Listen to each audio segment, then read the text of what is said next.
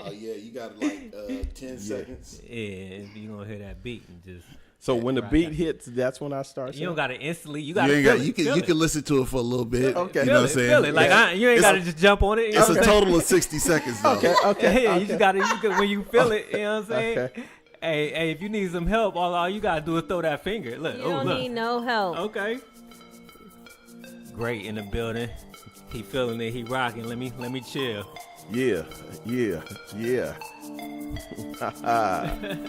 All right, I am your favorite DJ, LJ of the East Bay, and we about to kick it real live. We got two dudes and a chick, and I got my girl, Glodine, with me.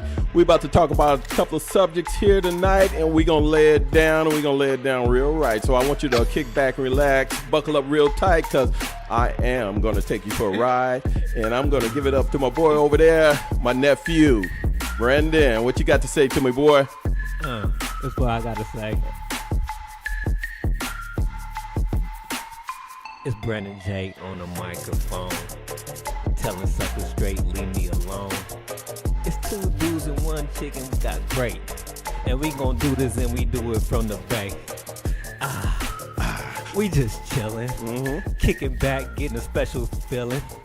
We with the fam and we just kicking back, two dudes, one chick, and we ain't tired, we don't nap, we keep going. All right. Well, I'm not playing. Listen to what I'm saying. The world goes on is not delaying. You're hanging out, you get run over. Don't be looking for your four-leaf clover. Colors, cars, designer logos. You think about it, how far do you got to go? Pretty soon you're going to get your feel. So let me tell you now about the real deal. Your mind controls your destination. Okay. A new image in your imagination. Not by muscles nor by might, by your mind. And you do it right. Success. Yes, your brain brought it. Okay. You listen up while your teachers taught it. Be the boss, set the pace. Your mind is a terrible thing to waste. Hey. We need to retire you from now. Hey. Not come on your show and kill it. Hey. I'm gonna tell you about this man in a minute. It's We're gonna retire suspected. you, All right. You know what I'm saying? It's suspected and respected. So All right. Once I tell y'all, but thank y'all for tuning in. It's your boy Priest D, aka Double S Rider, Slim and Sexy, aka Double SCD, Slim Sexy Celine Dion. You know what I mean? Sorry to keep y'all waiting. Also, we got the short version today. Yeah, you got the shortcut. Sorry to keep y'all waiting. I'm gonna go ahead and pass it over. This Dr. IJ. What's up, y'all? It's your girl, Tiff. Isn't it funny? Because when he does his introduction, it makes us just want to be like, what's up, this is Tiff. Like, it just makes one to just shorten never it. know. Just jump in when you want to. He did a special IG post where he gave like 15 names earlier this week. Like, I didn't know what to expect it's no all more. good. And this extra voices that you hear, we got a very special guest, man. And you probably heard his name a couple of times on this podcast about me growing up. My uncle LJ, the man I wanted to be like. Yeah. The dude. Yeah. The dude I asked, how can I be like him? How can I move like him? How can I groove like him? So, of course, that rap that he dropped, is not surprising that he blew me out the water. It's expected. You know what I mean? It's my dude, Uncle Lawrence, a.k.a. Great. And next to him, he got his lovely wife, Auntie Gloria, in the building, and they're going to sit back and talk about this book, a.k.a. Glodine. Hello, everybody. Yeah, one superstar in the house is enough. Right. What book is it again, man? Instant Millionaire. Okay, I just want to make sure I read the right book. Yeah. I'm not reading the wrong book. It's the right one. So, what's up? How y'all doing? I'm good. I'm great. I'm honored to be here. Was it expected? Y'all didn't know it was gonna be all these mics and everything. This big time. Oh my gosh! If it gets any bigger, I don't know what I'm gonna do with Uncle Lawrence. No. But my wife is big time. Big time. All right, like I said, we here to talk about this Instant Million book that we told y'all about. That we read as a family. Auntie, talk about Wait, hold on real quick before we get to Auntie. I just want to thank the both of y'all because y'all gave that beautiful speech. First day of the year, I had an opportunity to be here, and I told them, I was like, I got to read the book now. Like, y'all inspired me to read the book. So when we went to Seattle, B will tell you, I read the book in 2 days. like in 2 days. Like Wow. I wrote it. I read it on the way up and on the way back. Wow. And they making fun of me because they doing touristy sightseeing, and I'm in the car like, nah, I got to get this instant millionaire in me. Okay. He's trying to he was I don't know. That's really how it went, but it sounds good. That's how it went. It sounds good. It sounds good for the moment. He was mad. Look, we took a trip to Seattle. We drove up there, and on the way back, he was ready to go.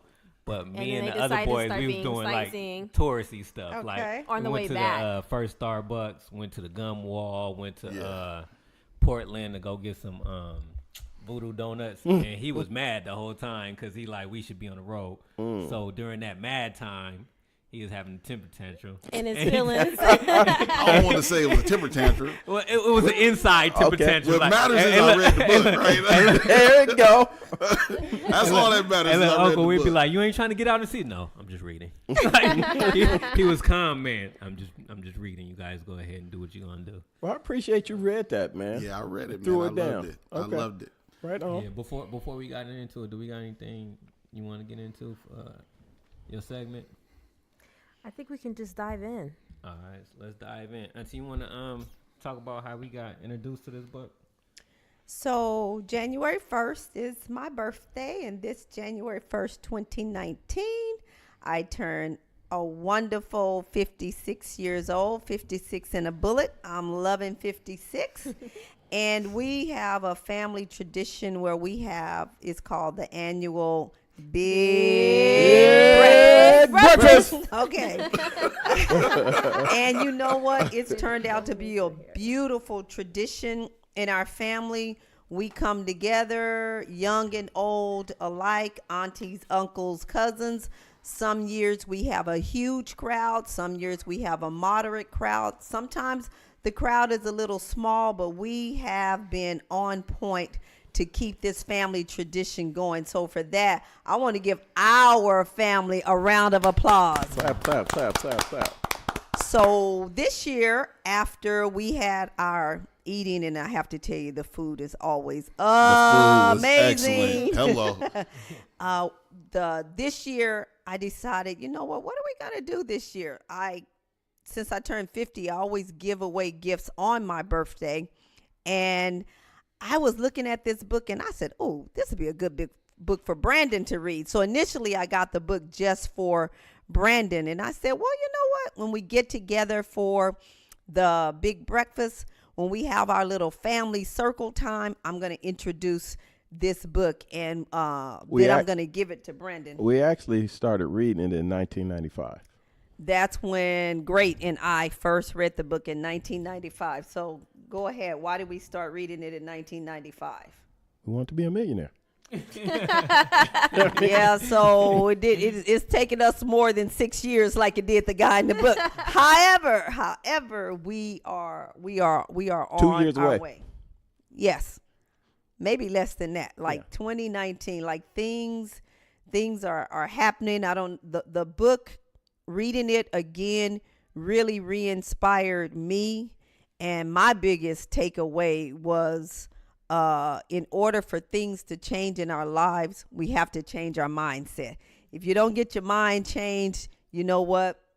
Nothing's going to change. So that was my biggest takeaway. I'm not sure how many families committed to reading it. About 6 or 7 of us, and we're going to be having a get together so we can all come around and discuss what our takeaways were. But for me, reading that book, I was really re-inspired. And like I said, it's all about changing our minds. And if our mindsets are not changed, how are we going to impart something different to our children so that they can have a different experience? Because I believe poverty and lack is a mindset. And I believe that it's the change of mind that brings a change of action so that we can have a different experience when it comes to wealth versus poverty, having just enough versus more than enough. And that was one of the things I saw in the book, how in the beginning, the young man he struggled even to just write down on paper, even if it was going to take him. He said, just write it down. He couldn't even come up with a figure because he was so stuck in his old mindset. Go to work, come home. Even if you're going to work and you don't like the work that you're doing and it's miserable, and somebody just asked you that, wow, if you had all the money you wanted in the world, write that figure down on a piece of paper. And he was just totally intimidated by that. Like that. Yeah. I was telling Brandon, so after I wrote the book, after I read the book, the thing that I think was bothering me through the first half of the book was kind of this emphasis on self and a lack of emphasis on God. Then in the second half of the book, I think that's when he began to weave some of those kingdom principles into the book. And so I was telling B, I actually went home, wrote down in my journal my goals for 2019. And then in the margins, I wrote down the one scripture where he talks about, be still, I am God. And then in the other margin, I wrote down the scripture where he talks about write the vision, make it plain, right? Okay. Just that idea of intertwining the biblical principles with what the book is telling you, right? Because the book doesn't go against biblical principles, but it is a way I thought of getting you to understand that you're limiting yourself unintentionally. That. You know what I I mean? like that. Yes. Yeah, I feel like I wrote the book. The whole time Tiff was reading it, I can attest to that. she was looking at me like, because a lot of Already how you principles that moving. they go by in the book. And you know what's crazy? I was chilling with Dane. Me and him was working out, and we were just talking about just our life and just period and how I need to get in the word more and just talking, just fellowshipping. Mm-hmm. And he was like, B, he was like, I'm telling you, what's crazy is he was like, just how you move. He was like, he was like, I know you're not in your word like you need to be. He was like, but you got a lot of godly principles and how you move and how you think. He was like, all you need to do is just trump that with God, and it's a wrap. He was like, he was like, a lot of things that you're not in position to be, you just see yourself there, and then you just find a way to make it happen. And he was like, and you don't tell yourself no to what you want to do. He was just bringing up a lot of situations. And I'm like, yeah, okay, yeah, whatever. He's just trying to gas me up, but all right, yeah. And then I read this book, and in the conversations that me and Tiff have based off of how I move and what I be telling her, because she be like, that's just you. Like, you just think different or you just do different. I'm not you. And I'll be like, Tiff, just do it. Like, and you know what's crazy? She just put a quote. I told her this before we read it, and that's why she started laughing at me, because I was like, Tiff, I was like, the only thing I do is set out to do something that I want to do. And I was like, my goal is to get to the end, because my pops always told me you got to have a goal and milestones. And for some reason, that just stuck in my head. And I was like, for example, with just fitness journey, I was like, I'm not going to be perfect, but as long as I do better than what I did before, then that's the day before. I said, that's my only goal, and my only focus is to get better and better each day. And I said, and if I fall off, okay, but I'm going to pick it back up and get better than what I did the week before. I said, and it's just an ongoing flow. I was like, my fitness and everything don't happen. Just fitness was an example. I was like, my fitness and everything don't happen overnight like you think it is. I put in the work and try to practice on being better each day. Every day, in every way, And then- I'm getting better and better. And then that quote came up, and then how I was telling her, like, and I said on this podcast a lot of times, I was like, me and the doc talked about it. I was like, based off my grades, I was like, you know, this house that I have, the family that I have, the car that I have, I feel like my grade wise, like, I pulled my report card from Vallejo High, and from the 9th grade to my senior year, guess what my GPA was? About the same as mine. Point what? 1.8. Lower. Okay. 1.8 through the All right. whole That's me. That's me. through the whole thing. But I said we had a conversation about this prior, but a teacher was like, you're gonna be a loser, you're gonna be nobody now, and I never felt that way. I was like, one thing I'm not gonna be is begging people for money. I'm not gonna be a bum. I'm gonna have everything I'm gonna have. I don't know how I'm gonna get it, but I never seen myself not having what I have now. And that's just something that I was telling them about. And then that was one of the principles that they was talking about in the book, that you gotta see it before it comes. But the only difference thing that I don't do is write it down. So that's something that I'm gonna start practicing. Like I always see myself where I need to be, and I know I'm gonna get there, but I don't write it down and put the steps to get there. Even with my job, Muncie, like my job that I have now, I'm not supposed to have this job. I just was like, I need more money. How can I get more money? And to being in this position right now, I'm capped out. It's not, I know what I'm getting every year, and I want more. So, Uncle always teased me like, you need to finish your bachelor's. Like, he'd come around me like, you still ain't got that paper, huh? So that always stuck in my head. And then, just the regular mentality, if you get a bachelor's, you get a better job. And I used to always tell him I hate school, and then he used to tell me it's better to cheat than repeat. So that was something that stuck to me. All I need is this paper. I don't care how I get it. Kids out there don't cheat, but that worked for me. Like, I'm gonna figure it out. No, by any means, I'm gonna get this paper. It was a lot of cheating and there was a lot of figuring out, but at the end of the day, I got the paper. So I said, I got the paper. Now it's supposed to come a good job, but I still got to put it in work. Just because I got the paper, don't mean it's gonna fall in my lap.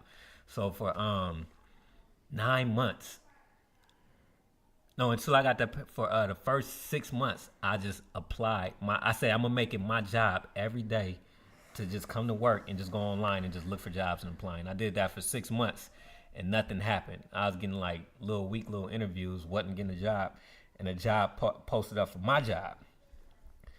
I applied for it, and they said I don't got the experience because I wasn't a field technician. So I went to a guy that was a manager and asked him, how can I get in this position to be? I'm qualified on paper, but I don't got the experience. And he was like, the wildest thing I could think of is you just going down there and just volunteering your time. He was like, as much as you can until they take notice. And I was like, dang. But I ain't got nothing to lose. So for 3 months straight, I was there every weekend for 10 hours. And then on my off days, I went there for 8 hours. So, yeah, I was just putting in work. And I was driving from Sac to San Francisco. Wow. So that was a 2-hour commute one way, 2 and some change. Stay there for 10 hours, drive back for 2 hours, hoping that they just see that I'm trying to put in the work. Word got around that this kid is doing this on his own time to understand the business and understand what's going on. About 2 months later, I applied for the job, got 3 interviews, landed a job. So it just go back to like the principles that I had before I read this book, just confirmed that I'm moving in the right way. And it also confirmed what Dame was saying, that I need to get in that work. So right now I'm doing it off my own will and not adding God. So and those prayers that you don't know that went up for you, your mom's prayers in your life are still working. And that's not to take away from your work ethic and who you are. You said something else, and this is probably a totally another podcast, but man, the school system, even as you were saying that, my heart, school can be, as the system as it is right now, could be one of the worst things to work against you, shall I say, because who you are, it doesn't always recognize the gifts within you, the drive within you. And the school says ABC 1, 2, 3. This is how we do it. And if you don't do it like that, here you have a teacher calling you a failure, this, that, and the other, and not recognizing everything that was within you. But it's also, I think it's what you're saying, but it also, you got to apply yourself. No, like, I'm agreeing. I never applied myself in school. And that's my point. School should be there to help you apply yourself in ways other than just their set way. There are different types of learning styles. There are different types of students. Exactly. And if you're not kind of like that type A student, a lot of children get labeled with behavioral problems. And it's not that there you go, very early on. So kudos to you for knowing who you are. Well, let me back up a little bit about the book. One thing I got out of the book was instant millionaire. We all want to be an instant millionaire, and that means you have money and everything. Well, I talk to people every day. I'm a financial advisor, and we talk a lot about wealth. When you think about wealth, you think about people, stocks, bonds, cash, and all that stuff. And guess what? That is part of your wealth. That's one dimension of wealth. But the next dimension of wealth is, think about this, your health is your wealth. Ha. I mean, you could have $3 million and be laid up, can't do nothing. Your health is your wealth. Another dimension is your relationships are your wealth. Your friends. Some people don't have friends. Your friends, the stories that you tell to your kids that you passing on from generation to generation, that's not money. That's part of wealth, though. That might be something that prevent one of your children from falling into this hole because you told them that story. See, I'm a storyteller, and I'm always telling stories to my kids and telling stories. So wealth is bigger than that one dimension that we're just talking about, cash. Man, it's bigger than that. Going back to one thing you said, Brandon, what was your grade point average? Mine was like, look, I have a BA in accounting. I have an MBA in finance. But going back to the beginning, the highest grade ever made in math in high school was a D+. So I'm going to take a moment here, and y'all cut me off when you need to. No, that's all. Take This is your what we time. do. We just talk. Okay, so I believe sometimes God is working in the background and you don't know he's working in the background. And he's given me the opportunity to go back all the way to the 6th grade to follow my track through time. In the 6th grade, my mother wanted me to be the best piano player in the world, and I was on my way there until my cousin, Larry, 11 days older than me, he my next door neighbor, he said playing the piano was for sissies. And you know what? He told me I need to be out in the streets running with him playing ball. And guess what? I did that. Ended up getting an athletic scholarship, though. So coming through high school. What college? I went to Texas Christian University. Oh, full ride, huh? Full ride. Yeah, I just wanted to throw that in. I just wanted to stun on somebody real quick. But you know what I'm saying? I didn't want to leave that out. But see, the story going to get better than that. Just a full ride. All right. But in high school, I didn't know I had some intellectual abilities. I was a good athlete. And the tough part, me and your dad and my cousin, I think about this. I played football. I was a good athlete. We had a job. We worked from 10:30 at night to 1 o'clock in the morning, from the 6th grade all the way to the 11th From grade. the 6th to the... Well, what was y'all doing? We was cleaning up this restaurant. Janitorial Look, work. 10:30 at night to 1 o'clock in the morning. So I'm an athlete. I'm working. I'm a man. Yeah. Look. Don't get it twisted. I ain't taking nothing away from you. Look. You got something to complain about in the 6th grade. I'm just tired. Boy. We were Got school in the we were making $35 cash every week. Was that good money? When my son did he said, okay, 35, let's inflate that all the way to today. It was almost like $200-something per week. So look, our parents weren't paying no clothes, no nothing. We was doing everything on our own. So guess what? Something was had to give there. Yeah. So it was my education. Now, here's the deal. You did that from 6th grade to what? To 11th grade. Till your mama got us fired in the 11th grade. Okay. Look, that's another story. But we was making $125 a week for 10 years. She said, I ain't putting up with this no more. We quit today. And I'm like, wait, hold up, man, Larry, we didn't quit. But we tried to get the job back, but we didn't get it back. But anyway, so in high school, my dad used to say, what do you want to be when you grow up? I'm going to be a professional athlete. But what are you going to do? I'm telling you, I'm going to be a professional athlete. Now, before that, my counselor told me, he said, if you don't, this senior year, he said, if you don't get an A in art history, which going to average to a C, you ain't graduating. And my father was a Marine. I wasn't going to be the first one not to graduate. Yeah. So anyway, I had to take this class. And that's when I learned about Monet and Cézanne and Gauguin and Rembrandt. I got my first A besides Jim. I still know that to the day. Something almost clicked, but it didn't click. Man, you got some skills, ability up there. And so now God working behind the scene for me. So I knew I was going to college. Without a doubt, I knew I was going. I didn't know how I was going to pay for it. I didn't know how I was going to get there or anything. So in high school, we played against Skyline championship game, spanked their booty. All you Skyline Titans out there. We beat them, and at the end of the game, this guy came out of the stands. He said, "Yo, do you want to come to DeAndre Junior College for free?" So that's down there in Cupertino. So I went to junior college for free. I was like, I'm on my way to college. So I went to junior college for free. We ended up winning the national championship in football. But before that, I'm going to back up just a little bit. My dad used to say, what do you want to be when you grow up? A football player. What do you want to be?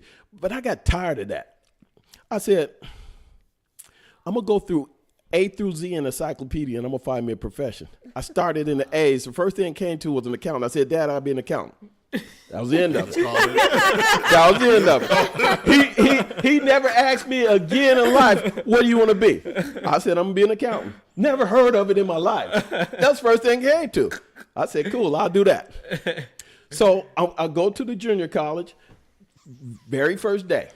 Went straight into my major. Didn't talk to no counselor, nothing. Class was so hard I had to drop it the next day. The next quarter I took it again. I got a D+. Next quarter I took it. This beginning course I took it again. I got a C. Then I'm out by the swimming pool working on my suntan. This guy from TCU after the championship, he said, "You two, do you want to come to TCU?" And they flew us there. They wined us, dined us, showed us these girls and all this other stuff. That's another. Every guy had that one to glory. Go. Oh no, I know the story. Okay. Like, I know the story. My bad. So we signed right away. It would have been nice if we had somebody that said, "Hold up." They the first person to show up. We won national championship. Hold up. We could have went to me and my buddy went together. We could have went to Tracy Field, y'all. We could have went to almost any Pac-8 school at the time. Y'all didn't know? We know. This first person, look. The first person said you want to go. I didn't even know I was going to get no university scholarship. But y'all didn't know y'all was that good to go, or? Brandon, I'm Not really. I'm working on my suntan. I'm at the pool, and they busted out of there saying, "You two tonight, we going to TCU. We gonna fly you guys down there. You want to come?" And they punked y'all into a scholarship. They didn't Kind of, sort of. Wait. They Took advantage of that Yeah. Little ignorance. East Oakland Exactly. kids. That's Like, these exactly. little East Oakland kids. I'm like, No. come and holler at me. No, they doing what they were supposed to do. Yeah, true. Yeah. So anyway, they got me there. So I get to TCU, and guess what I do? I take that beginning accounting course. Took it all over again. By that time, I had taught myself how to study. I made a B in that course. So look at this now. I played for 2 years. Because I played 2 years in junior college, I played 2 years at the university. Now, when I got there, this lady named Dr. Dominiak, she'll come up again later. She was a white lady. She said, I'm going to teach this boy the language of business. You got to understand, I'm the only black guy in the whole accounting department. I don't have nobody to look like me to hang out with me. I ain't have nobody really to study with me, but I met some white people. So anyway, Hey, cool Caucasian. Okay. That's all good. That's all good. We speak your language. Okay. So So a code switch on here. I'll give you the 6-second delay. But anyway, I get through playing for football. Think about this. Now, I basically start college over. They give you a free year after you play 2 years. So after my free year, I didn't have enough credits to graduate. Don't y'all put this out in the public. So after my third year there, I went to the athletic director, and I showed him my grades. I was making A's and B's. He got me confused with all the other black guys. He said, "Doggone it, you get another year." Gave me a free year. Look, back then it was almost 25, 30,000 for everything. This is private school. Yeah. So they gave me that free year. After that, I still didn't have enough credits to graduate. I said, well, here's my grades. I'm making good grades. They got me confused with all the other black guys. They gave me another free year. Look, I've been there 3 years. They gave me 2 more. Yeah, that's a big wow. Hold up. I didn't been there 5 years. I went back one last time. Why not? I said, I got to graduate. I didn't know what I was going to do. I went in there. I said, I need another year. He said, doggone it, with grades like that, you get another year. They gave me another year and I graduated. Yeah. So that you got 6 paid. Fully ride, 100%, everything. So I 5.5 years. Right. Because I had to start all over from square zero. Yeah. So I graduated. Now, everybody that graduated from the accounting department, if you got a second interview with the big 8 accounting firms, you got a job. I was the only one that didn't get a job. Now, to this day, I don't say it was discrimination or whatever. I would have been the first black auditor in Fort Worth at the time, or maybe I wasn't ready. But God is in the background working. He's still working. Now, when I did graduate, I became the first football player to graduate from their accounting department since 1873. Wow. So I was, Yeah. And so I met Gloria while I was there, my wife. Now, she can tell you, I was putting in 12, 15 hours a day in the library because I told my dad what? I was going to be an accountant. I was putting in the time. I didn't know how I was going to get through this, but I was getting through it, whatever I was going to have to do. So anyway, I graduated from the program, came back to California, got a job. Then guess what? Dr. Dominiak called me. She's a white lady. Like his accounting professor. Accounting professor. She had been there 36 years before I even got to TCU. So she called me one day. She said, Lawrence, this is Dr. Dominiak, give me a call. So I called her back. She said, Lawrence, I'm calling you because I'm leaving half of everything I own to you. Damn. Look, No, come on now. Hold on. I just thought. Go ahead, tell your story. So I'm on the phone. I'm thinking, I'm the black guy, right? Right. I ain't that Lord. Did you get them switched up like the people that give me scholarships? You got the right black guy, right? So anyway, she flew to California and took me and Gloria out to dinner.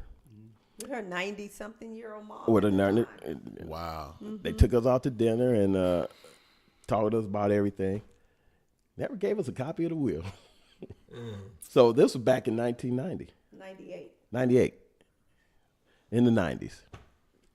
So anyway, fast forward to last year, she died. And so it was funny. They called me down to the funeral. She didn't have no family? She don't have no kids. No real immediate family, like cousins. Right, like that, right. Yeah. How did, I don't want to. Wait, bro. Okay. Let him tell the story. You save your questions. Look, he's Joma in it. I'm in this like a movie right now. You can't be pressing pause on the movie. All right, my bad. I Getting apologize. suspenseful right now. I'm known for that. Hey, you picked up on they said we didn't get a copy of the will, man. That means something coming, right? Yeah. All right, continue, brother. All right, see now y'all got me sweating. All right, so we fast forward 20 years later, or wherever we are today. So they called me to the funeral. You got to understand, the other side of the family don't even know I'm alive. They don't know nothing. They don't know nothing about the will either, except me and Gloria. We know. And so they take me to the funeral, and they put me in the front row. Wow. They said, "We want to hear nobody speak but you." Yeah. You gonna do the eulogy right now? Damn, you didn't know? You just walked in. No, you gonna do the eulogy. Now, it ain't that tough because in my mind, and I have some notes. I've been writing a book when destiny meets Dominiak. When my destiny ran into this woman, lady 30 years older than me, whatever. My destiny ran it. So I got up, I did the eulogy. All I had to do was tell her our story, me and her story. Yeah, It wasn't like I had to pull up something out of, I already had it in me. Yeah. I just didn't know it was about to come out. Yeah. So I told the story. The family fell in love with me and blah, blah, blah, blah, blah, blah, blah. So after the funeral, I guess everybody rest to the house, Yeah. get the will. I came home because I felt like, well, I guess she really didn't leave me nothing. Nobody saying, hey, I need you to come by. Ain't nobody saying, you got the house. No. So none of that happened. And I'm thinking, dude, I'm talking about 20 years, how God is working in the background. Yeah. Look, I'm from the streets of Oakland. Yeah. I had a gift. Didn't know I had a gift that was going to take me to Texas Christian University. I learned that I had ability. I can study. I never took notes in college at all. I can't take notes, but if it's in the book, I can get it. And I can see it. Mm-hmm. But and I'm going through all of this stuff. I met the most beautiful woman in the world, and that's our Domino's Pizza story. That's another story, but it was a miracle. We might have to get in that, but go ahead. Okay. Okay. But anyway, back to the teacher. So I came home. I was like, well, I guess she didn't really leave me nothing until I get a phone call and from her cousin, who was supposed to be the other person. She said, did you know anything about a will? I was like, yeah, she left me 50%, left you 50%. That ain't what really happened. So I ain't getting no 50% of it. I got a portion, but her cousin got maybe 5% or whatever. You know, she donated to a bunch of schools and everywhere else. So then we get a call from later. I got a text early in the morning, and it was from the lawyer. He was telling us this lady had some money, and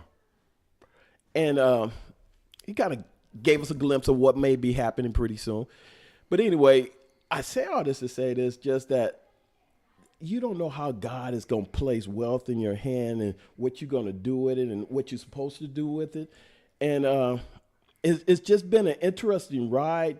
All the challenges that we've been through and all the good things that we've been through. And it brought me back to that book just to say, well, you know what? I'm not here just for money. You know, it's bigger than that. It's bigger than that. And I don't want to go into a whole bunch of more detail. I'm going to let you guys ask some questions if you want to. But I know B got a question, but I just got a quick comment. And my comment didn't change as you was telling your story. The first thing I was thinking of was, when I finished the book, I said to myself, this is not a book about how to be a millionaire. Mm-hmm. Okay. Right? It has the title Instant Millionaire. Yeah. But if you read that book, wanting to learn how to, it gives you a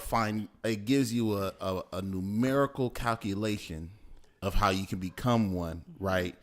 That really only takes up a quarter of the page. Thank you. And if that's what you want, you can go straight to that page. You can get it. You can apply that principle to your life. And you good, right? But when you read the totality, the 99.9% of the book is not about how to be a millionaire. Yeah. It's all about mindset. Yes. Yeah. And the other thing that I was thinking of was, as a man thinketh, so is he. Yes. Mm-hmm. And so the fact that you it don't matter how you got it into your head, right?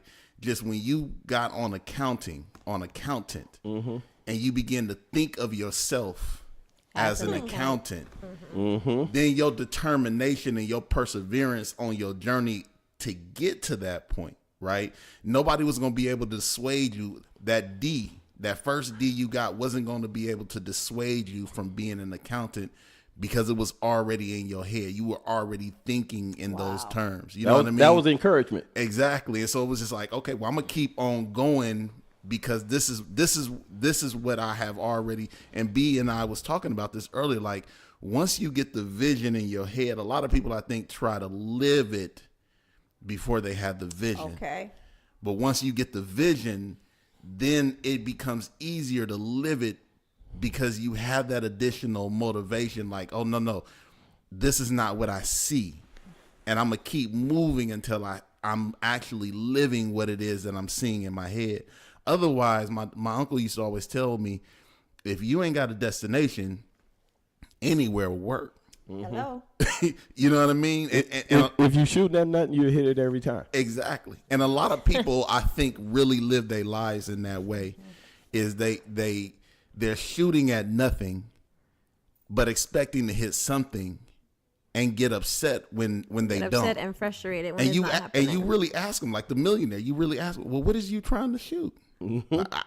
I don't know. I'm just hoping a bird just happened to fly in the way of one of my bullets, you know, and it'd be like, it don't work that way.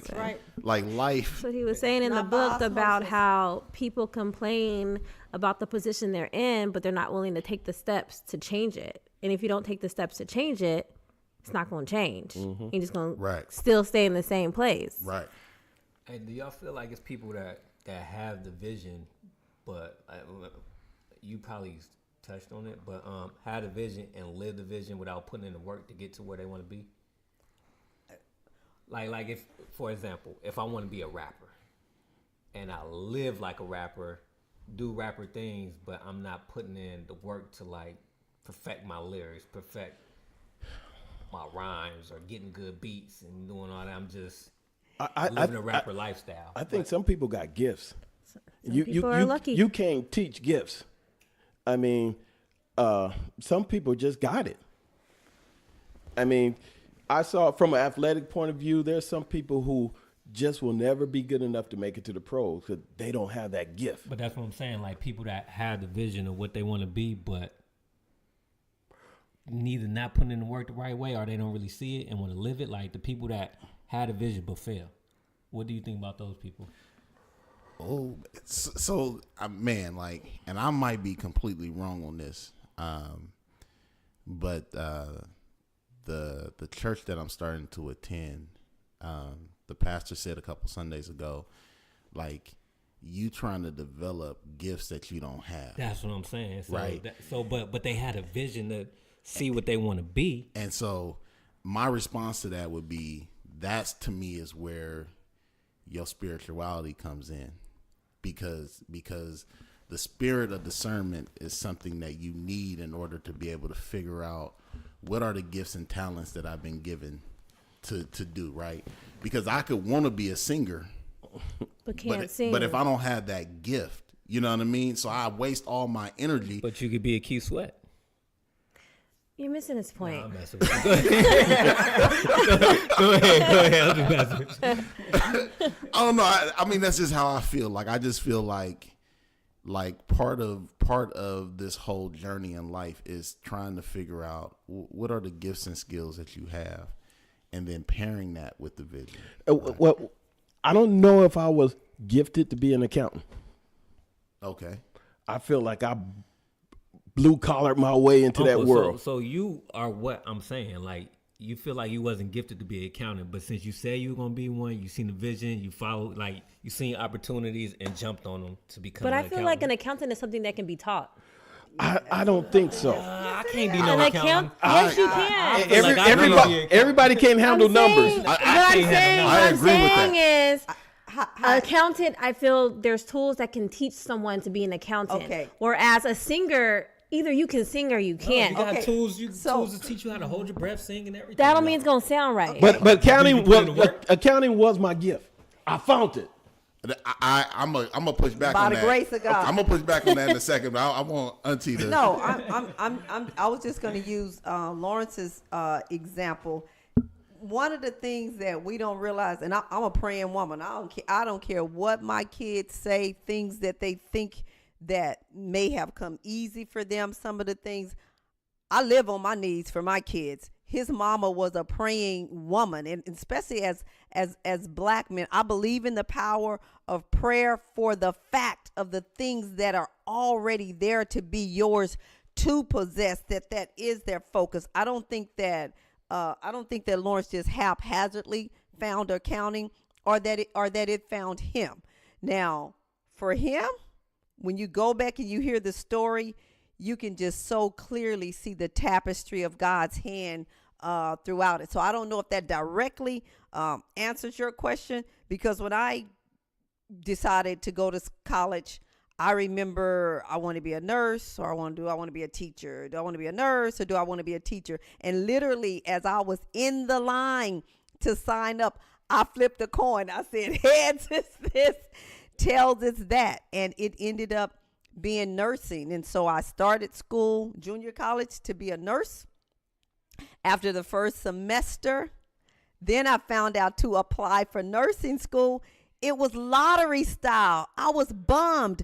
1,000 people applied for only 50 positions. I don't care. We all could have had straight A's. When your name goes into the lottery, It's your the name luck goes of the draw. And guess what?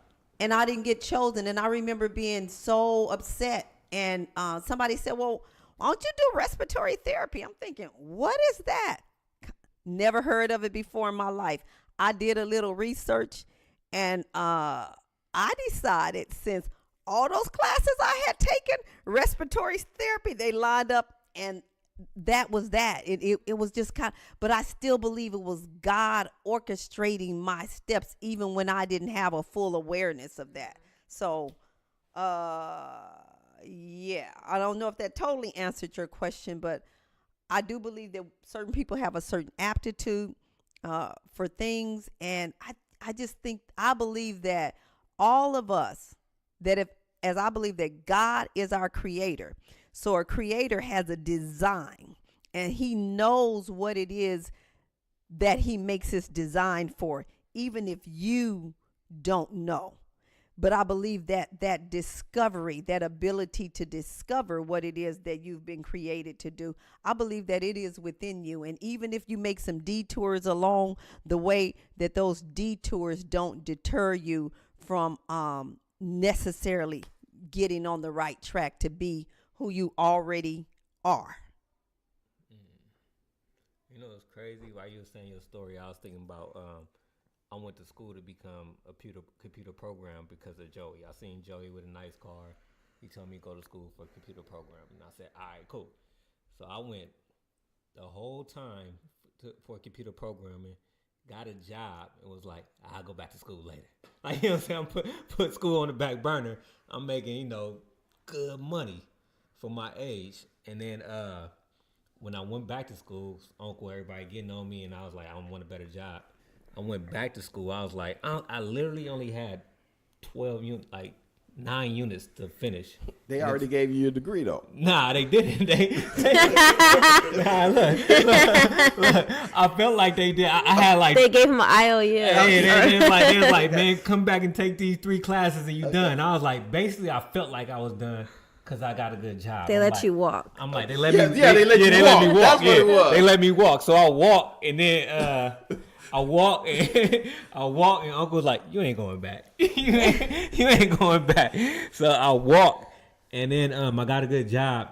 And when I started applying for jobs, I was like, let me finish this degree so I get a good job. But when I went back to school, I said, hey, look, I only need like 9 units. Those 9 units turned into like 30 something.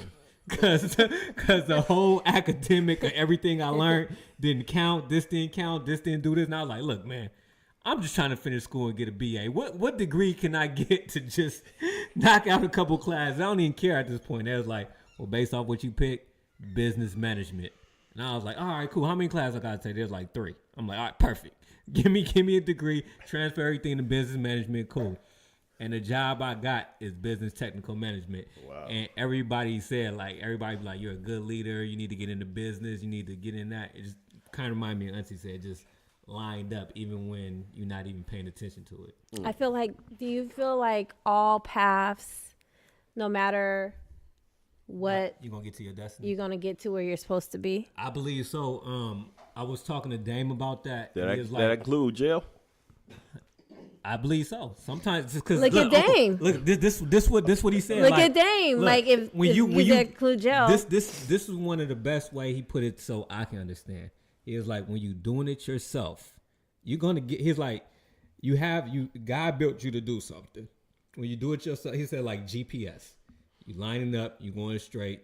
You can follow God way, and you'll lead to where you need to go. But when you do it your way, you're gonna get detour. It's gonna be like God gonna tell you go straight. You're like, let me see what's going on over here left. Recalculating. So you know what I'm saying? You turn to left.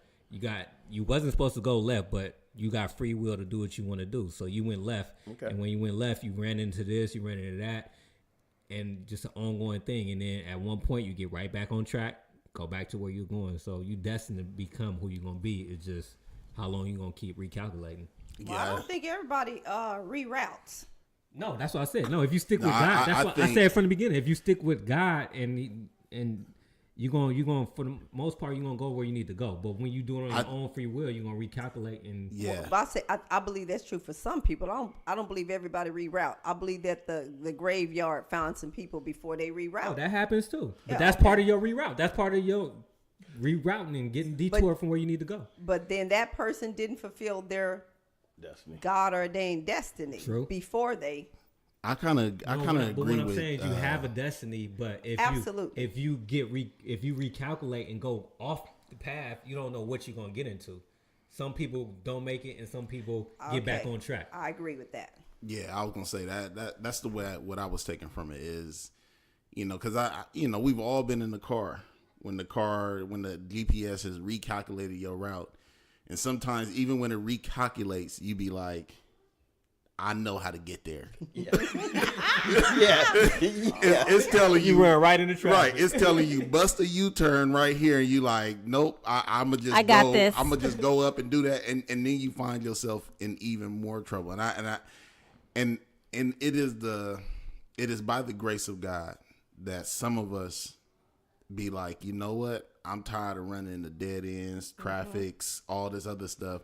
I'm going to now start following the GPS. And then some folks till they gone, unfortunately, they like, nah, like I got this. I know how to do this. I'll figure this out. Somebody once said to me, there's 2 ways you can get wisdom. You can get it through pain, or you can get it through listening to somebody else who've already been there and done that. And I think that's what ends up happening is some of us, we do not want to learn through the advice and the teachings of others. We want to, we got to experience the pain in order to get there. Mm-hmm. You know what I mean? And when you do that, you gambling. You hoping that I can experience the pain without losing my life. Mm-hmm. You know what I mean? As opposed to like, you know what? It hurt. but everybody in this room made that decision too. Yeah. I mean, just think we all would be better off if we'd have listened, but we didn't. Yeah. Mm-hmm. Yeah. In the book, I thought it was, what I got from the book too is the power of words. Ooh, and the example that like you that used. example. Tell them about the example. I was going to. Tell them about the example. I like that one. So the young man, he had the young man go back to his room, close the door, and told him to get the pamphlet in the desk drawer. There wasn't no pamphlet or whatever. And then on the computer that he didn't notice before, what was on it? What? Talk about prior, like how he was trying to tell him, like. He was just trying to tell him, like, basically, this is my interpretation, that you can be anything you want to be. And the young man just couldn't fathom. He was just limited to where he thought he could be. And the old man was trying to get him to broaden his horizon and know that the world is yours. It's just for you to take it. Like, whatever you want, you can have. What do you feel you're worth? And the young man just really didn't feel like he was worth much. And so... Let me just get in. Hold on, because I don't want you to skip. Nah, I just don't want you to miss something that I felt was tight. Right. When he was telling them, like, you gotta speak it into existence, basically, like, whatever you want to be. I kind of feel like. Go. I don't know. I think that's what I was talking about. You jump right into when you send them in the room. Okay. I just wanted to talk about the prereq before that. All right. When he was telling them, like, if you want to be something. You got to speak it in. You got to use your words. Speak it out loud. Say it. Meditate on it. And dude just thought it was really stupid to just. He was like, I don't see how me saying I want to be something or me saying I want money even makes sense. Like that. Words. I feel you on words, and it's just saying it like it don't work. Your turn. Okay. So then he sent the young man up to his room. That was good. All right. And then told him look for this pamphlet. I don't remember verbatim what it said, but basically on the thing it says, you're going to die. You're going to die. I'm going to kill you. I'm going to kill you. You're going to die. And the dude started freaking out, looked out the window and was screaming to the man in the garden, hey, help me, help me. And the man was ignoring him, so he thought he couldn't hear. The butler walked out, hey, help me, help me. Nobody was recognizing or acknowledging him screaming. The door was locked. Like, he really thought he was about to die. He saw this guy walk up with the jacket and the hat, like the Grim Reaper, like, oh my God, they're going to kill me. But then he was like, but it doesn't make any sense. Like, I haven't done anything wrong. I haven't done anything to him. Why is he going to do this to me? Like, oh my God, I'm going to die. This is all a setup. He's been lying to me. Blah, blah, blah. Fast forward. He hears the door turn.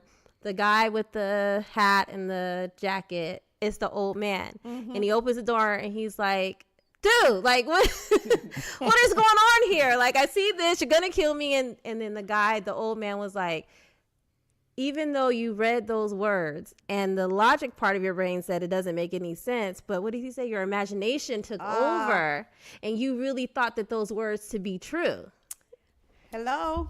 Hey, but the thing that I took away, because I love that story too, was how easy it is for us to believe the worst about ourselves, even if it doesn't logically make sense, as opposed to believing the best. Right? So if somebody tells you you're gonna be great versus you're gonna be a failure, like we tend to gravitate towards that negativity more than we do towards the positivity. It's easier. And just talking about it right now, it kind of like made me think about how you're supposed to speak positivity into your kids. Like, you're gonna be something, you're gonna do something, you're gonna be the you best. Is smart, you is smart, you is special, you is somebody.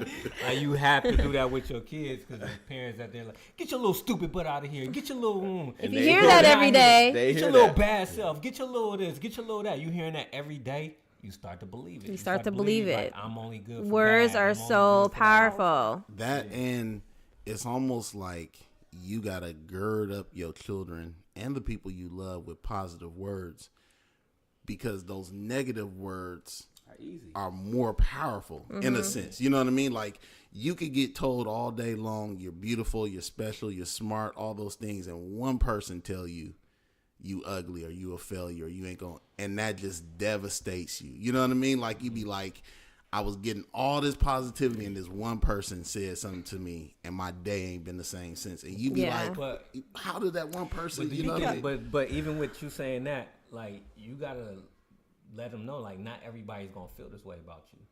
Not everybody's gonna feel the way I do, but you need to know this, that you are. There's gonna be people out in the world that's gonna think different and try to say different. You need to believe. I'm about that. to say, it's not someone that you No, know I it. got what But you're I'm saying. saying it goes Know hand in that. hand. But exactly. But you need to know that when I'm telling you it's true. Know and like, believe it. There know you and go. believe it, Because that was my story. My mom did tell me I was cute, told me I was pretty, and I'm telling you, and that thing worked. I don't care what anybody says. Can't nobody have tell on you jeans nothing. and a t-shirt, and it's all good because that's what I believe. And so it's the truth that sets us free. And I actually believe that that the truth even transcends positive words. That's just what I believe. Truth will set you free when you believe it. It's the truth that you know that will set you free. It's like the saying, the sticks and stones may break your bones, but words will never hurt. That is such a false statement. Listen to this: sticks and stones will break your bones, but words hurt even worse. That is so true. That is the truth. That is the truth. Because you can break a bone and your bone will heal as if it never happened. But if somebody were to say something to you, that will stick with you forever. Just like when you're meeting somebody. I may not remember your name, but I remember how you made me feel. I remember like what you said. You know what I'm saying? Like, words carry so much weight. I have another way of looking at it too. Words are good, but I see it this way. Your actions speak so loudly, I could hardly hear a word you say. Actions speak louder than words. That's right. That's so true.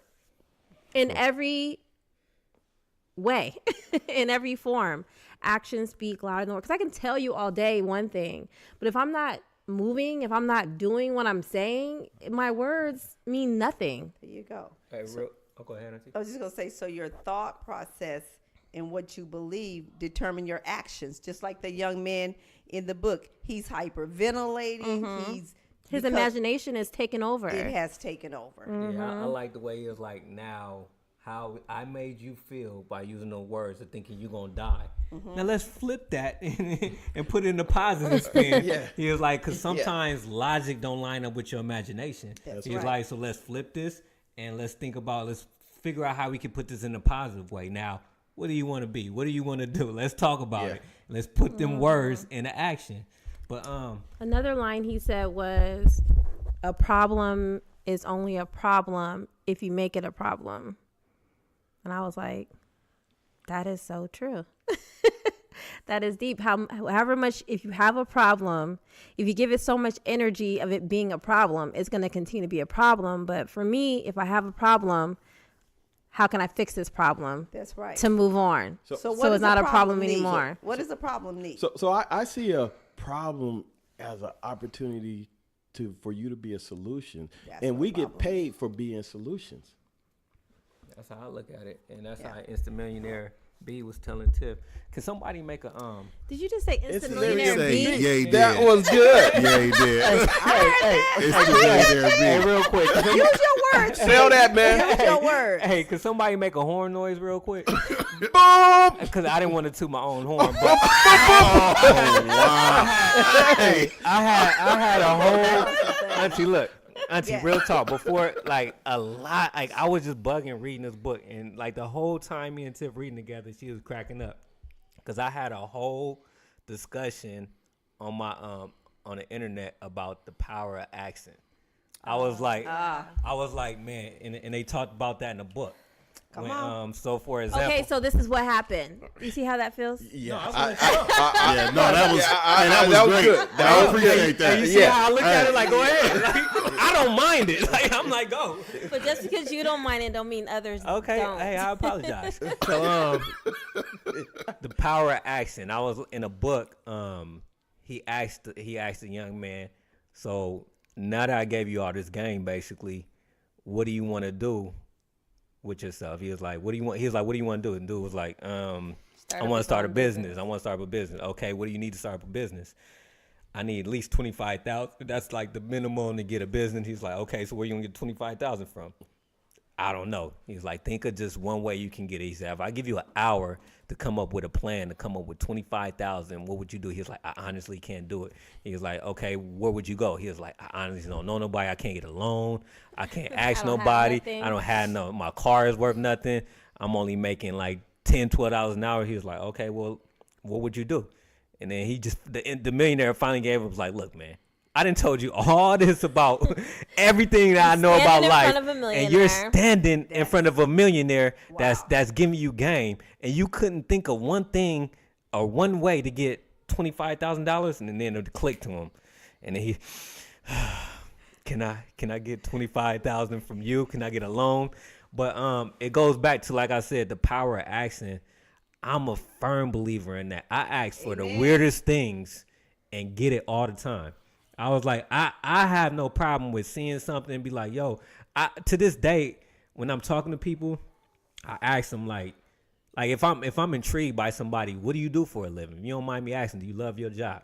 How much you make doing this job? Do you think you would get me in? Do you think that's something for me?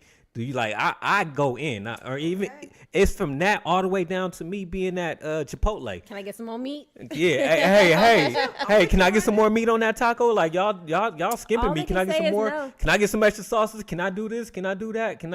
I have no shame in asking for anything. And I was talking about that on the internet. I'm like, I ask for everything. The worst they can say is no.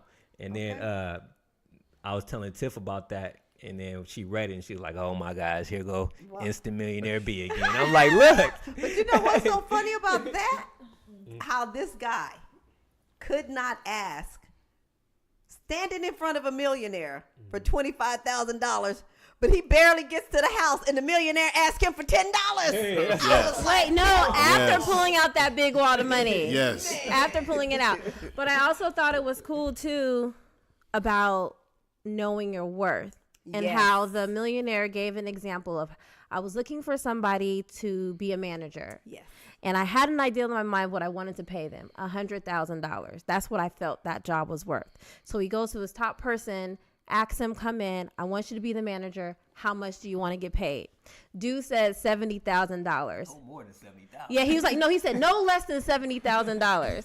And the millionaire took that, was like, well, dang, I don't even know if I want to hire this dude anymore because I need somebody who thinks they worth more than what I am, wanting to pay. So I think that knowing your worth is also very important, because if you know your worth, I feel like nothing is impossible for you to be able to do. That part of the book honestly made me emotional, because I remember my mom probably when I was growing up made probably no more than $35,000 a year. right?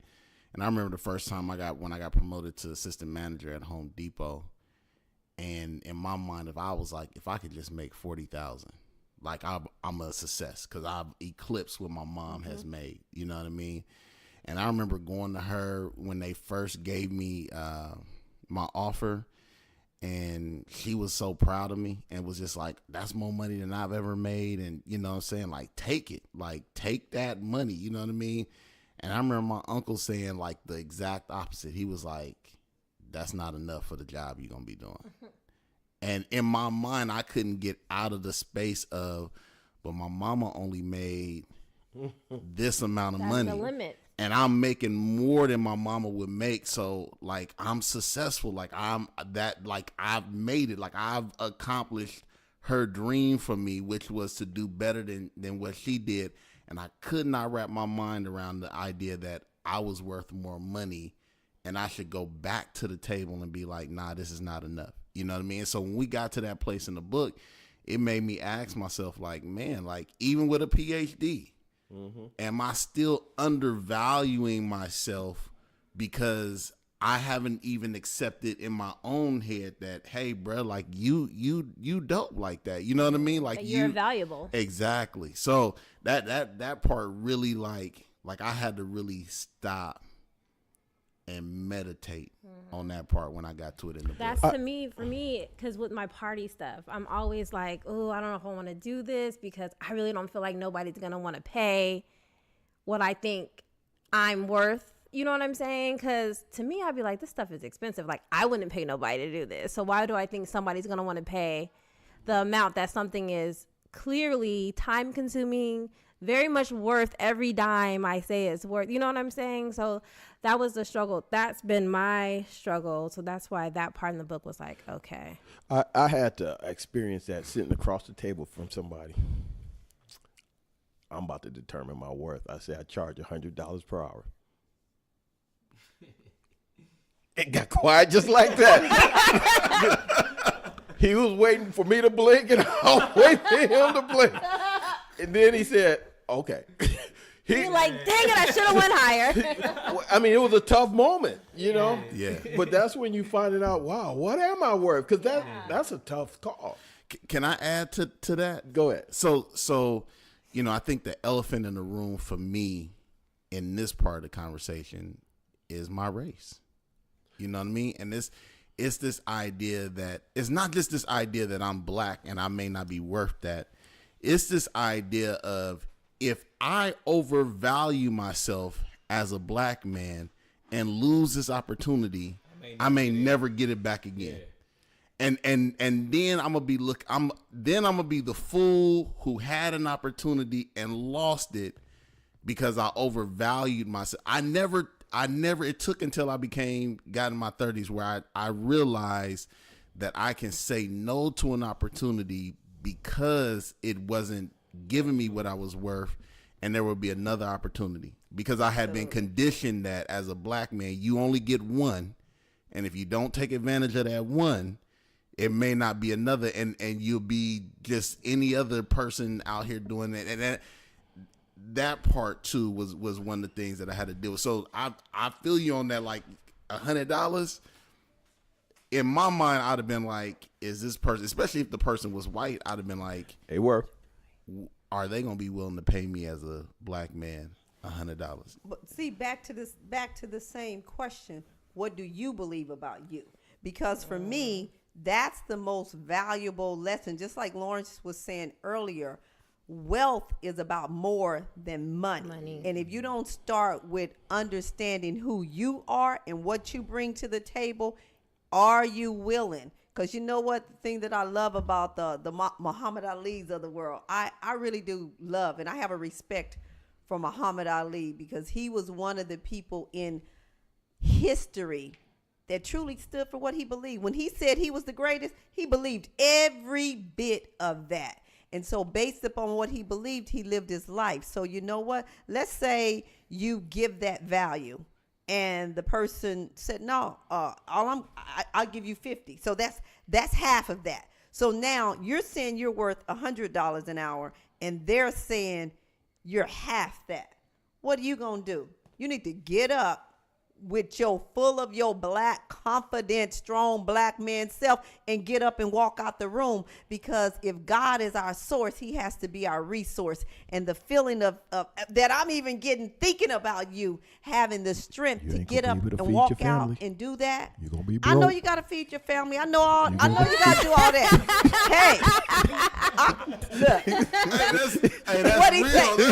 That's your conscience Okay. making your head say, That's hey, real. but I gotta. That's real. Where do you draw the That's line? real. Like, What your wife gonna say? Like that's real the talk. reality of the It's situation. real, but what's gonna be realer? Hey, it was crazy. I'm just saying. I've been in situations that every time I devalue myself because I don't want to miss out on an opportunity. They be like, "What you think it's worth?" I'm like, "Oh, this is 6 figures, but I'm gonna just say 80,000. Just see, like, you know what I'm saying? It's like Test the it's like, I'm gonna waters. just see 80,000, and they be like, "Cool." You be like, "Oh God." Well, that's why you never Why start I off say low. You 80,000? can always start off what you feel But I'm that just you're saying- worth, and then they can counter, and then Nah, y'all can but I'm talk just about saying, it. like, you don't want that shutdown. Like, what, 100,000? Like, I'm gonna give you like.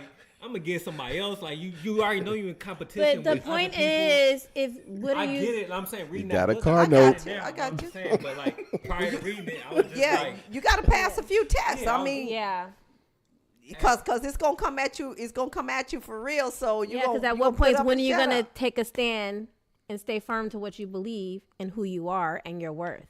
but on the opposite, Something end, got to give. Uh-huh. But on the opposite end, sometimes, like when you say you want something and then you get it, and then you feel like it's not enough. Is that a selfish feeling? I mean, like, because I feel like I always said I wanted to make a certain amount. If I get there, I'm good. And I got to the amount to where I never think I'd get to, and I'm like, this ain't what I thought I was gonna be. I thought my worth was different coming out of junior college, going to play in Texas. Mm-hmm. We won the national championship. I thought I was the best defensive back in the country. When I got to TCU, the game was so much faster, and I realized I wasn't as good as I thought it was, value-wise. Mm-hmm. I mean, I learned to play there, but value-wise, I was like, whoa, this is – So that's a new level, Brendan. That's a new level. When you plateau on one level, then when you go to the next level, it's just like going from Level junior up. high school or middle school from 6th grade to 8th grade. In 8th grade, you the man. But when you start at 9th grade, Back you're to a the freshman bottom. But it's so on a it's- bigger stage. So it's nothing wrong with me saying like I'm blessed to have what I got, but this I don't see myself just. No, why would no? Because I Okay. think That there go are to, new, that go to the mindset I think that there's the new millionaire was levels. talking about, huh? Yeah. Like that, Yeah. That's, damn, I'm living Every way, every day, All right, I feel good I'm now. gonna get better and better. I'm just saying, like I always feel self. Cause I always. How can you be better if you just stay? No, look, no. What I'm the saying same. is, I, all right. Me personally, I always feel like I'm somebody. I always feel special. I always feel like No. I'm just saying, like I always beautiful. I always feel. You don't have to special. tell I don't know nobody if that. it was We all because know. it was bred in me, or like the people around me made me feel like that. But I always feel like I'm somebody, and I'm gonna be somebody. And with me being me, I need to get here. I get here, and I'm like, this ain't. I need more than this. Like it afforded me all the things I want, but this ain't. I need more. Well, but I'm then fortunate. I feel selfish because I'm like, I see people around me that don't have what I had, and here I am saying like, I need to get more than this. But reading that book now, it's like it's okay to think like that. Absolutely. And knowing your mom and your dad. I mean, your mom was one of the most wow. I mean, Gifted. go getter is not even a word for her. She was what do you call the word? Okay, can't think of it right now. But I'm just saying, I see your mom in you, and I see your dad. He's very much so, both of them. Yeah. Absolutely. Actually, I see your mom and your dad in Danny. I see your mom and your dad in Nicole. You guys have this drive that regardless as to, I'm not just going to take what life deals me. I'm going to take what I'm supposed to have. And I believe that when you are fulfilled, because even the millionaire, he got to a place where he was fulfilled as far as material Family, things, anything and else. that which continued to fulfill him was to pour into impart into others that which he had been given to his dying day, and he died even in Literally. peace. See, now that I'm speaking to you, I feel like that's why I came up, because lately I've been telling them, and I told you too when on a Big Breakfast, that maybe I need to focus on other things. I mean, it's never really been about money, but money can afford you the things that you feel you need to do. But money is not the big thing. And I feel like I'm feeling selfish about myself. I need to just take my focus off of that and focus on things that are more important. And that comes with family. Like family. No, I say I'm going to focus on me this year. And focusing on me is going to trickle down to my family. So what I want, one of the things, like me kicking it with this dude, Mr. PhD over here, he used big words. He sounds smart. I do not use big words. Well, we hope you do, Mr. No, he do though. PhD. He do, like he do in an inspiring way. Like it inspires me the way he talks, and in a way, everybody that I talk to that I'm inspired by, one of the things like that is I ask them how do you know the knowledge of the things you do? Like anything I shoot out, they know something about something that I didn't know, and I always ask them like, how do you know? And they said, man, I just read books. Dog. Read. That's it. Like I just they every time I talk to them, they be like, I just read a book. We were talking about it. I read up on it, and I just know from reading. So that inspired me last year to read. So then I read like 9 books last year. Whoa. And then like I was like, I want to cut out TV. I want to be a better parent, be a better friend, being everything. So that been my main focus since last year, because I feel selfish about me wanting more. You sound like a genius. I think Damien is pointing you in the right direction. You know what he had me reading? What? Ecclesiastics. That's what I'm saying. This pursuit. This is Nothing new under the sun. Absolutely, but you in this situation where you're being wooed by God and you don't even know it, because he's not just coming straight at you through the door. Oh, you got to get saved. He is taking the time to woo you, because the bottom line, and this is for me as a believer, when I saw rainbows as it's been raining, and I've seen rainbows, and the first thing that comes in my mind is like, wow, I don't know why people don't believe in God. Even when I look back over my life, what is your foundation? If you don't understand your foundational beliefs, you can get all the success that you want in life. And Jim Carrey, quoting him, says, is not what everybody thinks it is. Because there is an emptiness, that this void that can only be filled when the creature meets the creator.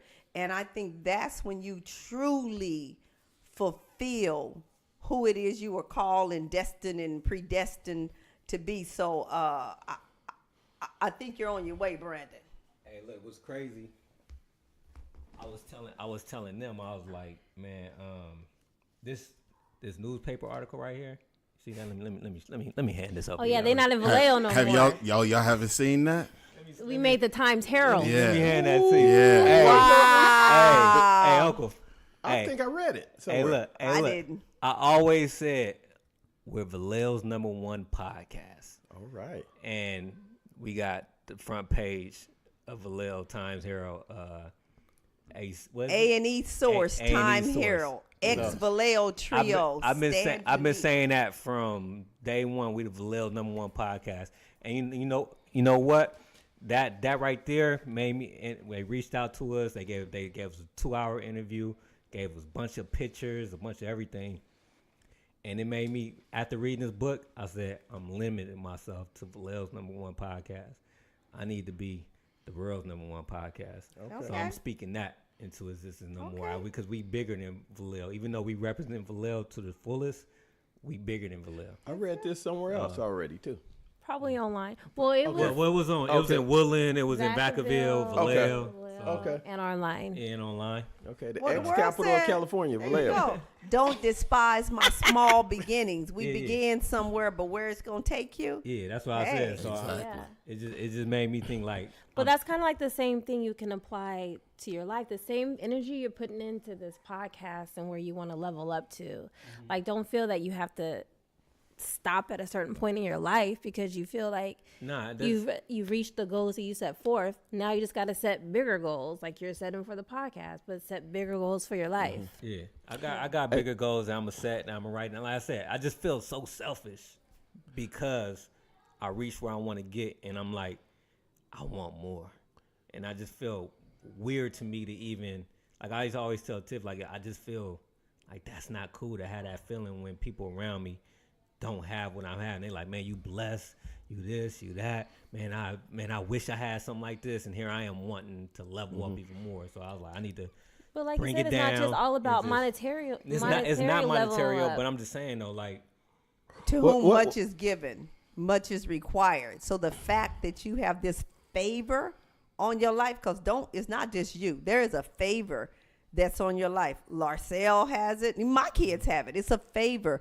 But to whom much is given, much is required. So it's not about what you're given. What are you doing with what you're given?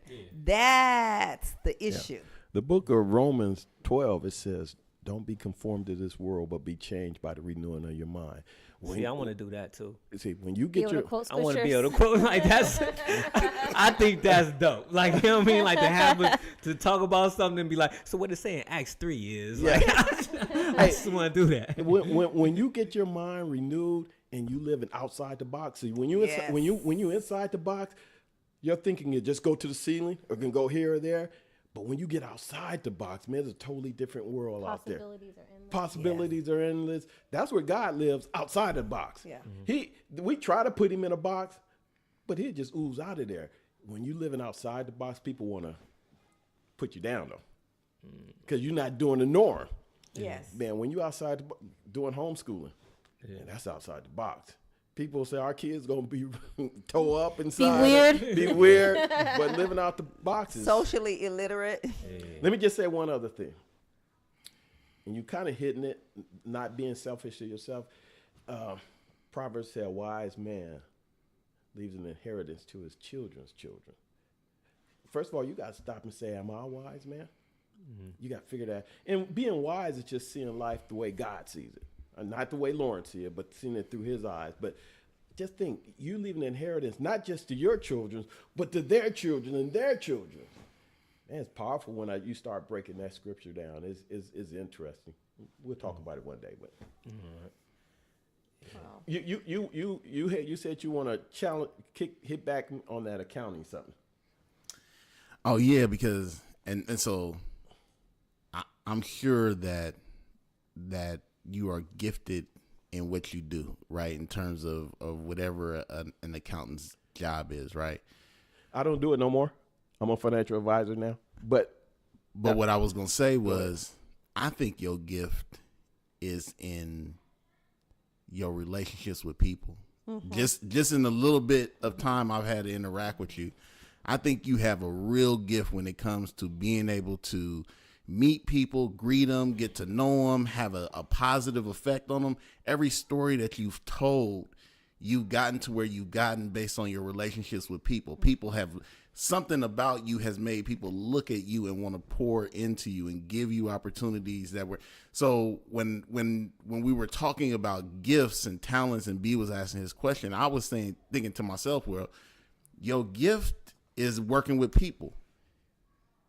Accounting just became the vehicle for which you were able to practice your gift in. You know what I mean? You hitting it. And so I think it is possible for people to be like, man, I really don't have no skills in this particular area, and I've had to work to gain skills in those areas, but I'm only there because this area allows me to really blossom my gifts. And that's where I was going to push back a little bit.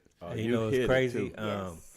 You hit it. It's funny you said that because I recognize that as a youngster. Yeah, dog. you always Like, tell that story. Yeah, like I always like everything you just said. Like I always admired that. Like and I asked him, how can I be like you? Like, you know what I mean? I remember that conversation like it was yesterday. And then Uncle told me, he's like, what you say? I was like, like I was dead serious. Like, how can I be like you? Wow. And then he was like, well, what do you mean? I was like, man, like I explained it. Like, everybody love you, and I want to know, how can I be like that? And he was like, just watch me. He was like, at the end of the day, just watch how I move. Take the good that you like and just try it. He was like, don't be afraid to try whatever you see in me. When I walk in the room and I shake hands, smile at people, make them laugh, try it. Do that. And to this day, like, I think I picked up, 5% of what Uncle got, because I feel like the same feeling that Uncle give to people, I feel like that, me trying to emulate him and do what he do, I caught it. Wow. Your actions speak so loudly, I can hardly hear a word you say. That's what I'm saying. Just watch somebody. That's a beautiful compliment. I think that's the highest compliment another human being can actually receive, is for somebody to view you and to ask that question. I just believe that's beautiful. Yeah, I say that all the time. Wow. And then another thing, after reading this book, like, people will ask me, like, how you got what you got.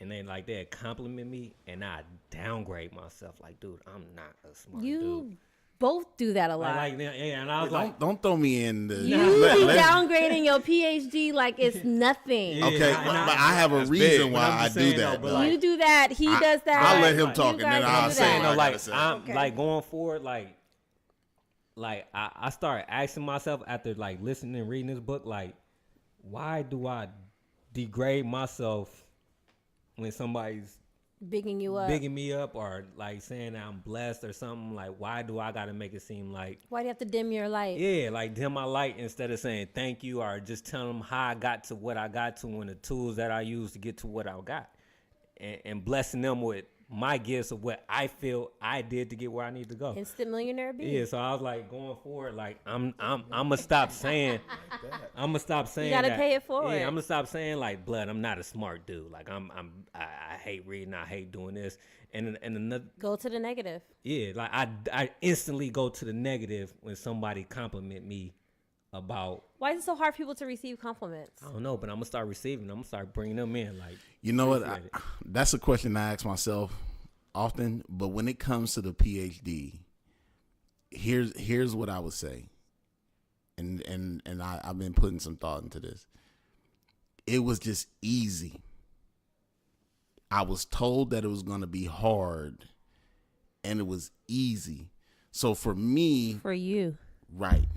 So for me, because it was easy, I downgraded it, not even realizing that maybe it was so easy because my purpose is so tied to my PhD that God made it easy for me. You know what I mean? So the barriers and the obstacles that others might have to go through in order to get it, right? He removed those from my path. And so it was just a straight shot for me. And I'm looking around like, why is everybody tripping? Like, all you got to do is it. So again, as I think more about it and with more maturity, I'm beginning to understand a lot better that it wasn't easy as much as it was just barriers were removed from my path because he knew that I needed to get it. And that was the only reason why, like, I'm beginning to really get, especially when the more I work with young people, and they say things to me like, I don't know anybody like you. You know what I mean? And you begin to understand, like, okay, this is not normal as it relates to the current day and age that we live in. You know what I mean? But yeah, the easiness of it really just kind of threw me off. Yeah. But like I said, easy for you might be completely difficult for one. And one may not even think it's attainable. but going to school, he's Right. seen how difficult it was for people. Right, but that's why Right. what I'm saying to you is basically you downplay your life because you don't want. I don't know why you do it. Well, I don't. You downgrade your. Go ahead. you downgrade. You guys are both downgrading your worth. I can relate to what he's saying. He got his PhD easy. I feel like the path that I went, it was easy for me to get what I wanted. Like, you know what I mean? Because I seen it, and I'm like, just what I need to do. And once somebody give me the blueprint and the route, and if I see it could work for me, like, that's it. I'm taking that route, and I'm going. And I see when I'm going to get it. I see when it's going to come through, and it's just 1, 2, 3. So when somebody like, how you get it? I'm like, blood, I'm not a smart dude. Like, it's easy. You can do it, too. Like you way smarter than me. I was gonna say that's the other part of it is like you way smarter. But than you me. are Like, a smart guy. I'm just saying, So sound like what you need. Tiffany. Like, you're smart. Yeah. You do use big words, and that's fine. I don't. You Thank you. definitely Yes, use. you do. I haven't Listen used though, it. you don't want I haven't to used a no. big word today. Check it. But listen though, how many times have you heard Brandon say because of your vocabulary, it makes him want to step up his game? He be saying they may that. not be big as in spelled with 1,000 letters, but you use big words and different words, which has made him want to upgrade and level up how he speaks. Hey, that There's reminds nothing me- wrong with that. That reminds me, we was coming back from Seattle, and he used the word refreshing, and he was like, I used that word. Did I use it right? He was like, I used that word. nah, because he'll use a normal word. Like, you know, when you think of refreshing, what do you think? Sprite. Like, okay, that's me too. Okay, look. I think like refreshing relates to something refreshing drinking. But he'll say something like, I had this refreshing conversation with this guy. I'll be like, wait, hold on. You can use that like that? Like it just be bugging me out how he uses words. It's not even big. Sometimes it's just That's how why I said he it's not plays them. the It's amount just of like- letters in the word. It's just your vocabulary is a little bit above the rest, and that's dope. It made me want to try to use different words and read and do things. Hey, so Brandon, here's what I see for you. You don't need a blueprint. You need to go out there and create your own blueprint. Because you saying if it's a blueprint and it's easy, well, outside of the box, there's no blueprints. Uh-oh. So if you want to take yourself to somewhere higher, you got to blaze your own trail. Welcome to Two Dudes and a Chick. Okay. Yeah. Okay. No. All right. Hey, I like that he Welcome to had our that. show. I like that he had that comeback because Okay. I will say I feel like when we got into this podcast game, I feel you. we're getting advice from folks in terms of things that they've done to become successful, but at the end of the day, when it all boils down to it ain't no blueprint. There you go. You gotta create your own. You gotta curate. Okay. Yeah, I use that.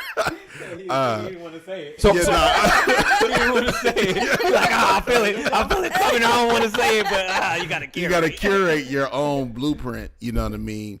There may be some rules to how you do that, or some guidelines to how you do that, but really it's just like You take it and make it your Yeah. own. hey, I feel like we out the box right now. oh, I'm feeling man. it. I'm feeling it. Shoot, I'm on radio. Podcast, honey. hey, I want to Different kind of radio. I want to ask y'all that too. Like, you know what I'm saying? We talking about the book today, but this is y'all first time on the podcast. Like, how has this experience been for y'all thus far as we having this conversation? It turned into a conversation. That's all it is. It turned into, I don't really, it's a conversation right now, you know, Yeah. and I think I always hear people on radio doing this, and I say, ooh, that must be tough. It's just a conversation. Yeah.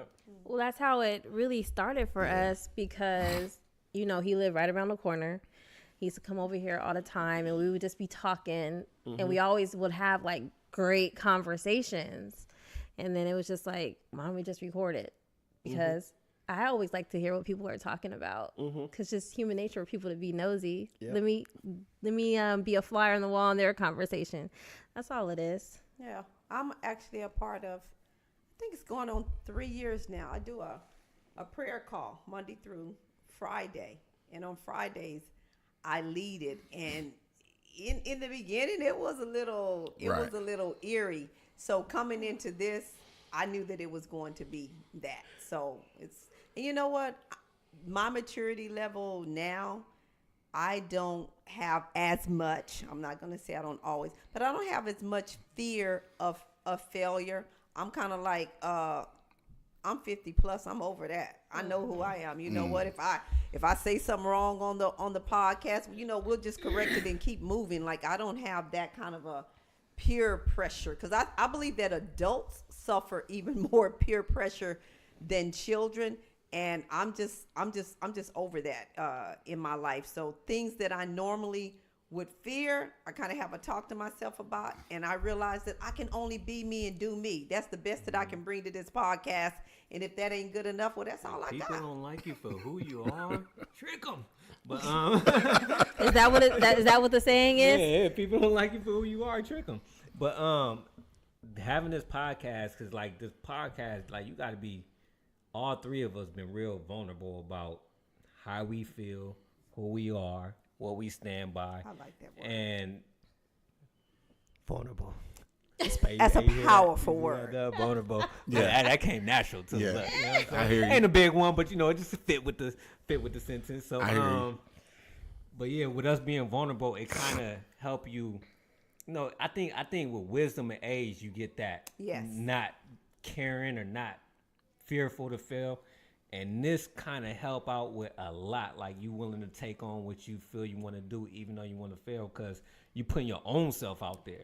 Yep. So if you put your own self out there and letting people judge you on what the things you say and comment, whether they agree with it or not, it kind of help you with your life, period. I agree. Like, you can put yourself on other different things outside of the podcast and not be scared to fail because you're willing to take the risk. I like that. I was thinking about something you guys said earlier about me meeting people and everything. So I got a new boss lady, and she saw me interaction with people. Then she pulled me to the side. She said, "Are you really real? Is that real what you do?" Yeah. It kind of shocked her and threw her off, because I'm outside the norm. And she was like, "Is that real? Are you faking?" I'm like, that's just what I do when I meet people. I get that a lot too, because with my personality, I feel like I am genuinely a nice person, and some people take my kind and like, because if I see situation, especially when people are doing parties, like, what needs to be done, let's go, this needs to get cooked, this needs to get clean, okay, let's go, this is how I move. And some people take that as me, she's just so fake, she can't be that happy. Yeah. Like, no way she's that nice. I get that all the time, and I'm just like, I don't know what you want me to do. Yeah. I'm genuinely a happy person. Yeah, people think I be faking too. Like, this dude, like, I don't know, he be kind of doing too much. He do it for the lights, camera, action. I'm like, dog, this is me. Like, you know what I'm saying? It really is. Love it or leave it. Like, I really go. just don't care what you think. Like, I'm not gonna change me for being me, because I've been me this long. So you kick it with me, you already know what type of dude I'm being. Okay. When did the commercials come on? We had that in. Oh, okay. Yeah. All right. They come in later. You got a commercial for us? I had one, but Some of y'all want to sell? Nah, just play. Y'all got anything on the book? Anything else? Well, I was telling the kids to bring down the book so we can give the information on it. But I guess I can just look it up. Yeah, I'm Mark Fisher is the author. for a 112-page book, man. We gave it. It was an easy read. We gave it some Really love, was. man. It was. Yeah, we gave it some love. Yeah. How long we been on for?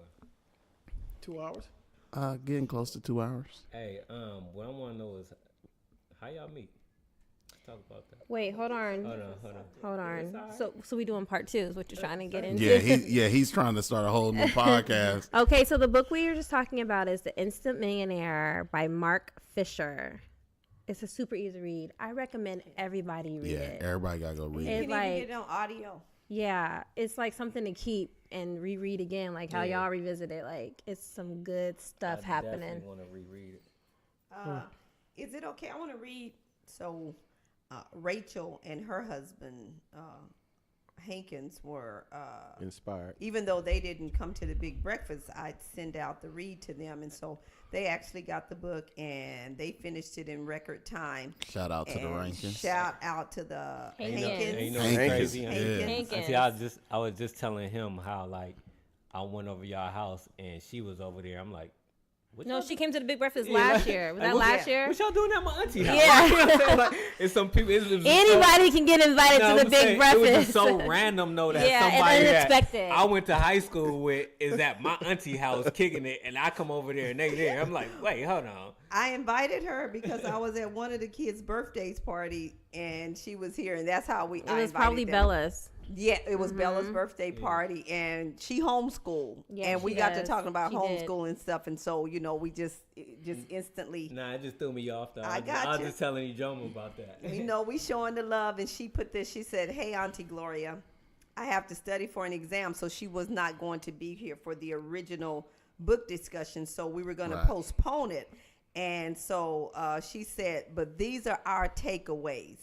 She said, "Get a financial mentor.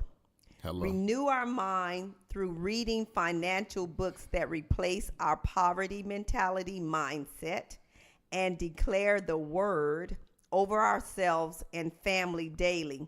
Surround ourselves with others who are on the same path of building wealth and being generous."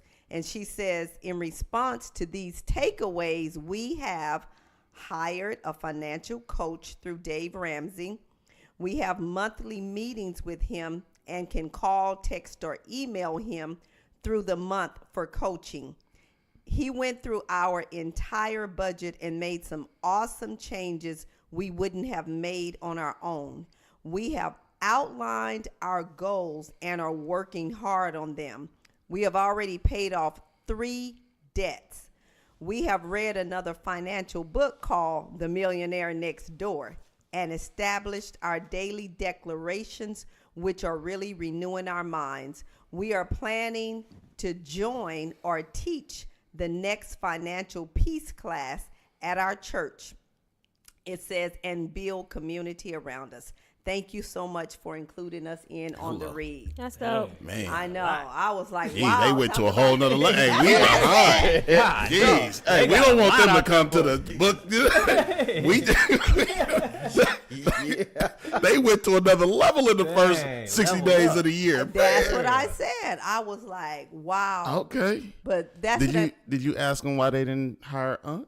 Since they hiring you know financial what? advisors? I don't even know if she knows what he did. Yeah, like I said, they're not in the family. Oh, okay. Right. I'm like, y'all went outside the family. You know, Right. I'm about to hit up Aunt. But that's cool too, and though. that's good. However you get it done. However you get it. Yeah, that's the one thing for us. that's cool. However Man. you get it done. It's all good. It's Hey, all good. that's huge. Hey, is. yeah. Our declaration I has didn't even been think about getting to a be financial debt-free. advisor, and he in the family.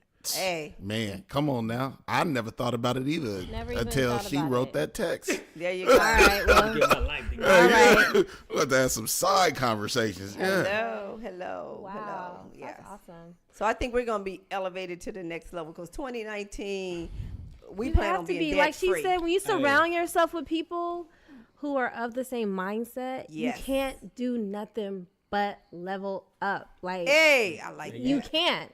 And you know another crazy thing I was thinking, I was like, I told myself by the end of this year, I want to have this amount in my account, but it's just something I knew that I can reach. But I'm like, I can go way higher than that. It's like, stop playing. Now I need to Yeah, I lift did that that up a as little well. higher. Gotta level up. I Yeah. level up. I was like, I did something where I know I can attain, and just like, I know now I'm like, Playing it safe. if I could, why am I playing it safe when I can go more? I set a goal.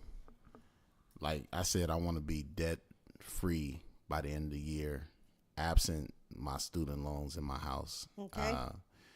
And then I said I want to put a certain amount in the bank, and I set it real high. I set it so high where I was like, God is gonna have to materialize something. Move mountains. Right.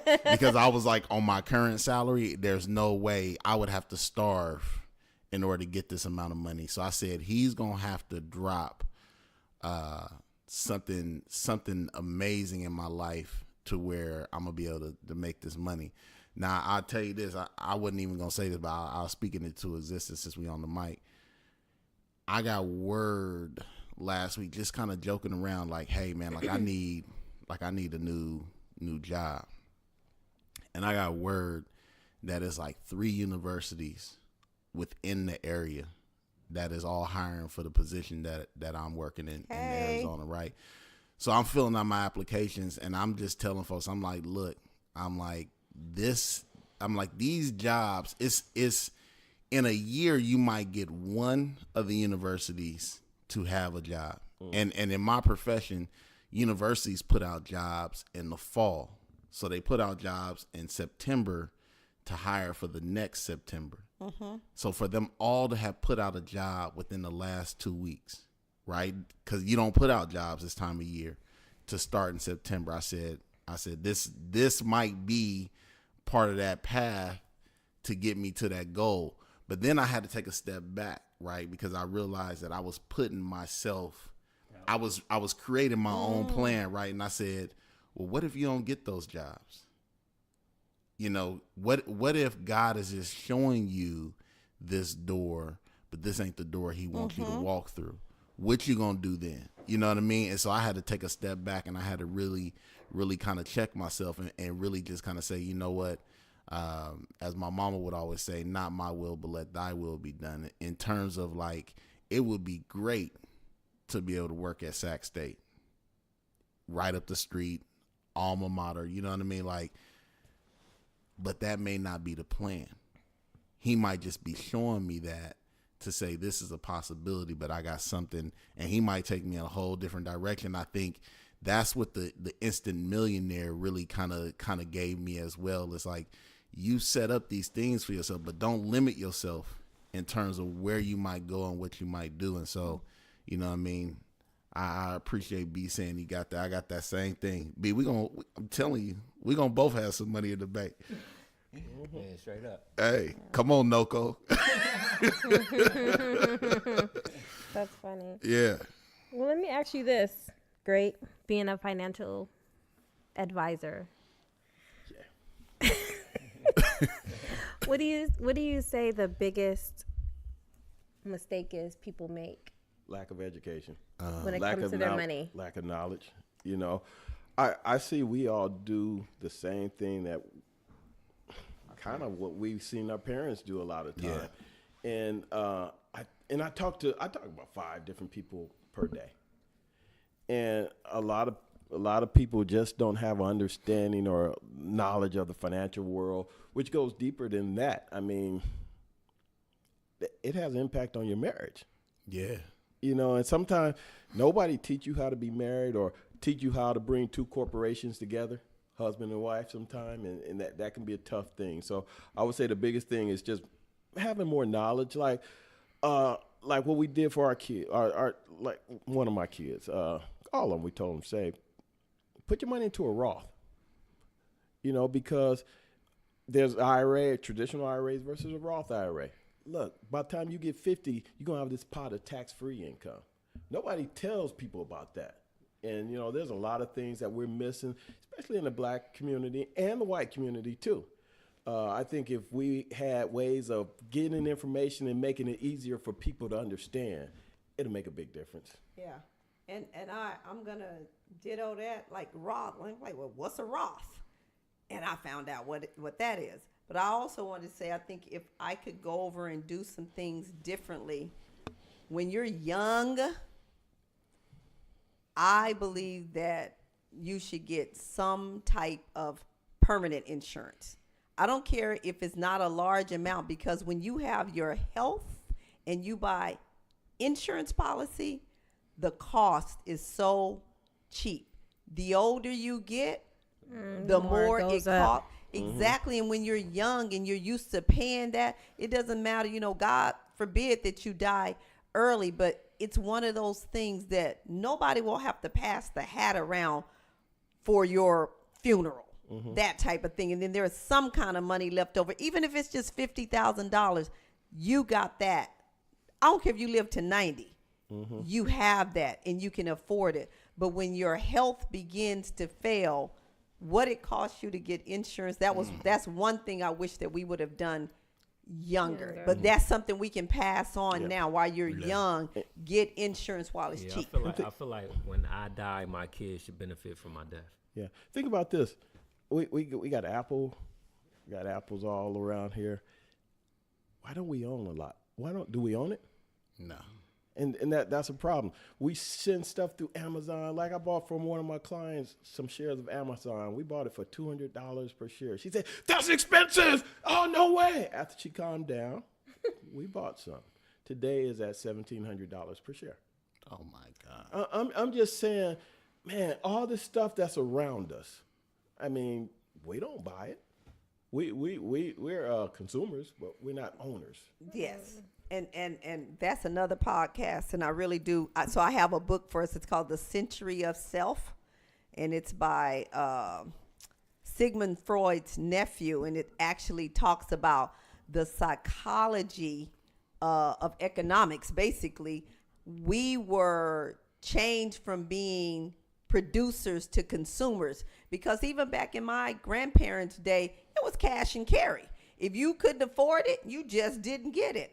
But that whole mindset about getting what you want when you really can't afford it, called that plastic thing called a credit card, it has indebted our minds and enslaved us. The slave, the borrower is enslaved to the lender. It's just no way around that.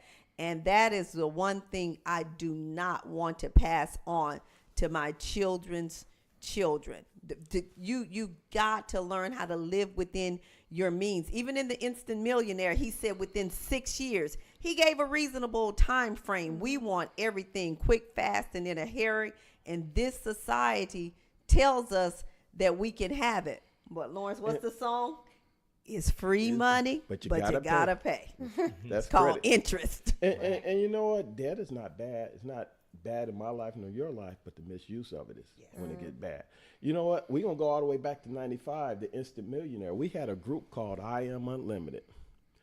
It was an investment partnership. We had 12 couples. We all came from the same church. And it was a beautiful thing. We knew each other. We thought we did. And it was a great experience. But when we put money on the table to start investing, our relationship got challenged. And it was challenged in a good way. And some of it was we were just immature. This 20 years ago, huh? I'm going to say it was challenged in a truthful way. In a truthful way.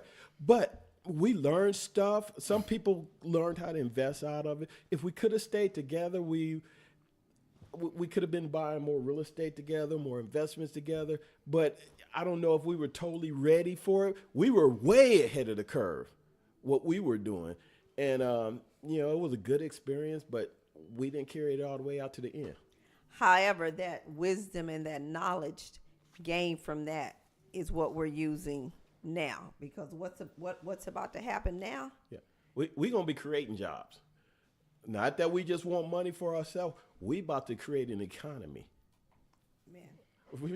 When she sold that on me that we're going to be creating jobs, it made my mind have to expand. Thank you. Black Wall Street is real. We're going to refresh. We're going to hit the refresh button. We're going to come back to that. We coming back to the table for all of us. We'll be back. We're just laying the blueprint. Hey, we're going to have to, yes. Yeah, we're going to have to bring them back. And, I can't wait to learn about that. We creating jobs. Yeah. Hey, I got a whole army of young men right now that need jobs. There you know go. what I'm saying? They calling me on a day-to-day basis. So if we creating an economy. That's what I'm talking about. Man. And these and the crazy thing is I be looking at these young men. That's all they need. Yeah. They just need the opportunity and the education to tell them how to manage it.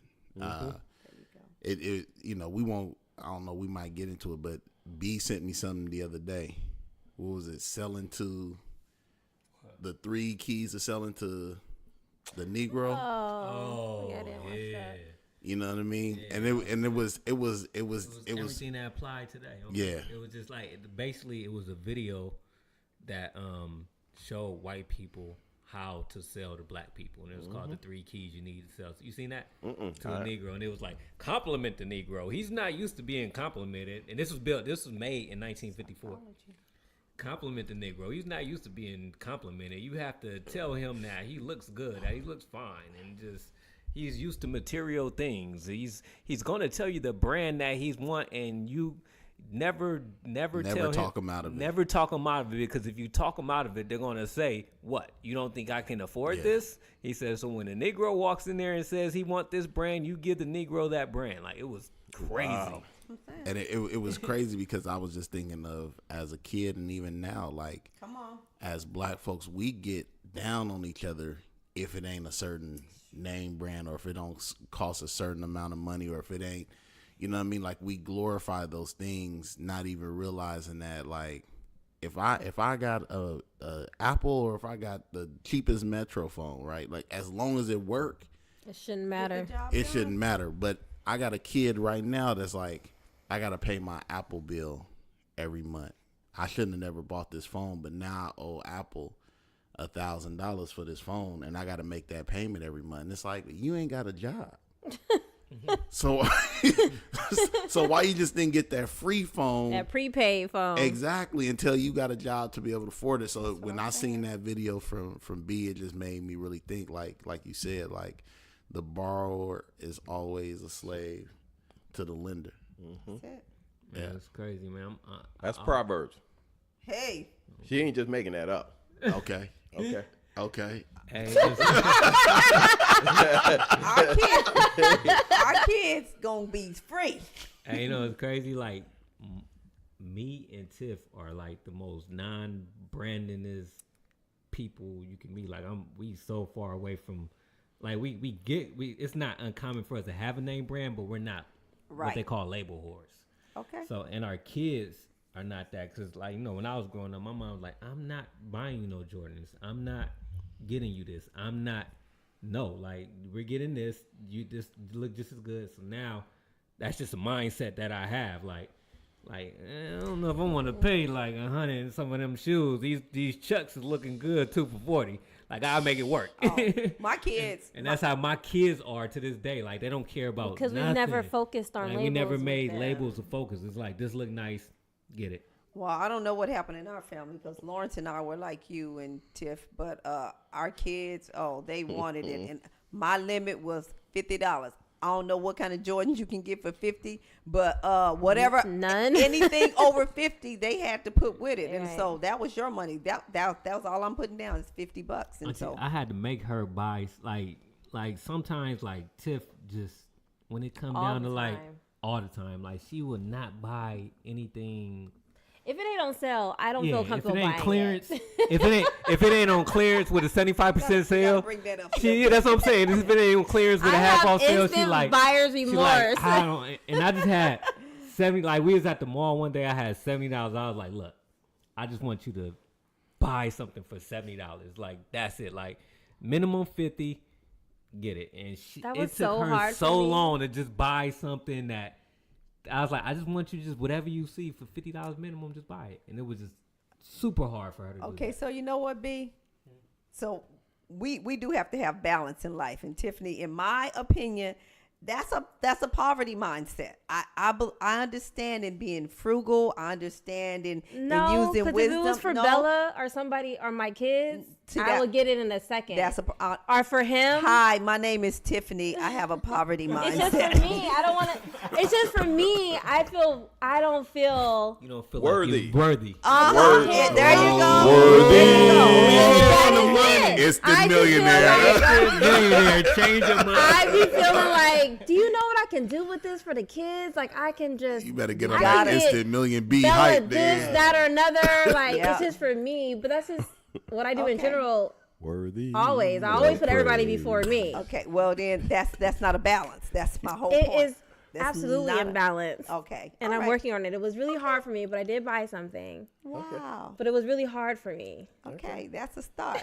Okay, hello. 'Cause, B, I'm gonna step in, be Mama G, so you can bring some of that over here. If she turning it down, I'll take it. All right. All right, my man.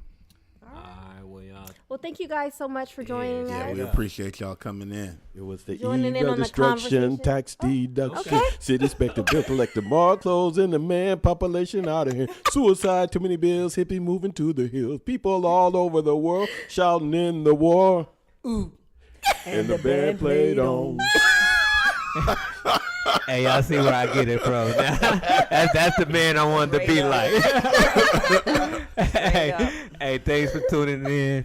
Two dudes and a chick, and we out. Peace. Bye. We got one down, Low D. We talked for 2 hours.